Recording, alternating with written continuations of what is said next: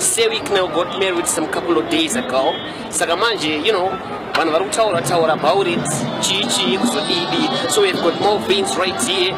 Any comment or complaint about zviri kutaurwa nevanhu. So let's hear him talking right away. Maita henyu ndichingamira muprogramu yenyu yemuzuva ranhasi ndanzwa ngofara. Ana azhinji ari kurwadziwa ngekuite merit kwakaite seweekname. Kwai vakabvise 50,000. Vanhu vazhinji vari kurwadziwa ngebride price iyoyo. Iri kubaye vanhu vazhinji kwai imari yakawandisa marove mukadzi. Uye mukadzi wacho wakaita muguru kwai ziguru zimai racho. Zvino rikaita ziguru nderenyu here vanhu. Kwai yeye waita zimai zihombe ziguru. Aiwa. Ise wife yake, ise wife material yake.